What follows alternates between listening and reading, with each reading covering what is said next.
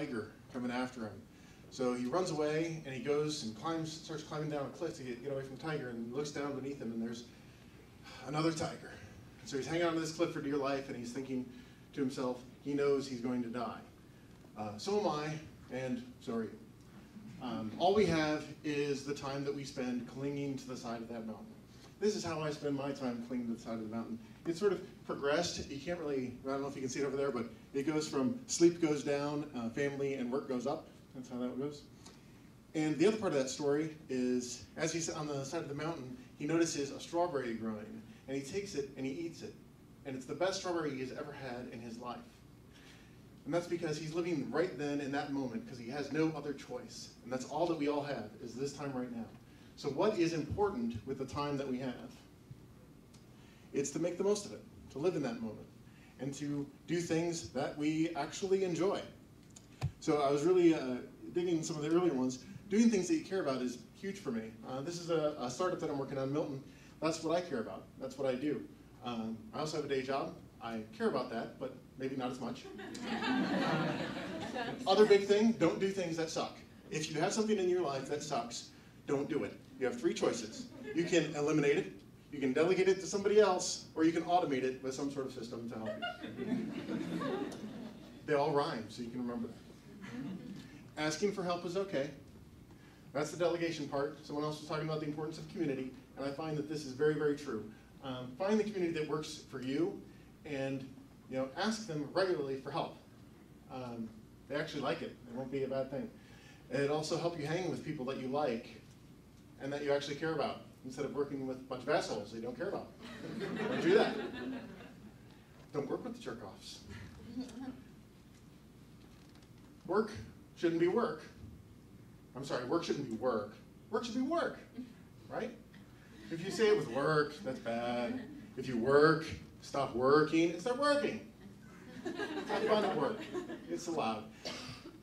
I said you can pick your nose. What I really meant here is you can pick your family. I just always had that thing, you can pick your nose, you can pick your friends, but you can't pick your friend's nose. Maybe I only said that as a kid.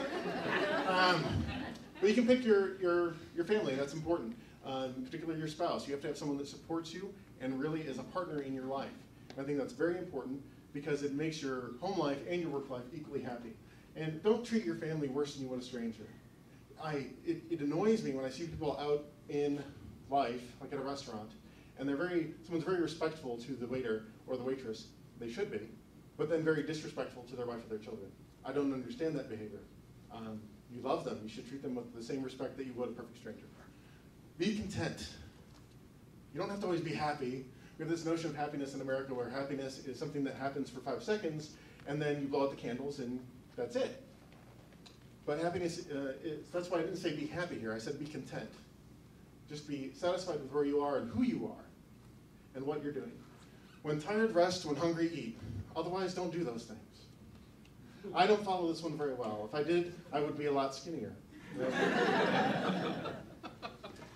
Now, I'm going to tell you a story that doesn't make much sense, as if the first one didn't, or did make a lot of sense. But there's some monks, again, in the forest chopping wood, and a lumberjack comes up to them and says, "What are you guys doing out here?" And they say, "Well, we're chopping wood."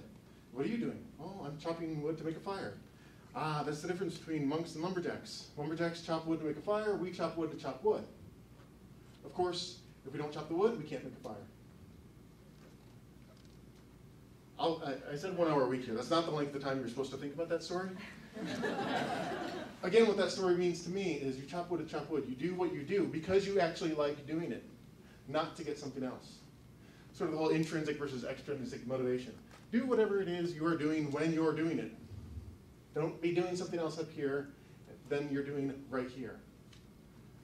Right now, I'm presenting to you, and that's all I'm doing. I'm not thinking about what I'm going to do later.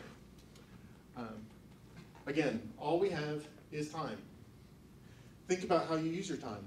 Think about what that means to your life. What would it mean to your life to be able to not do things that suck, to do things that you genuinely enjoy all the time, or at least all the time that's feasible. I've got 440,000 hours until I die, if I stay this fat and don't smoke.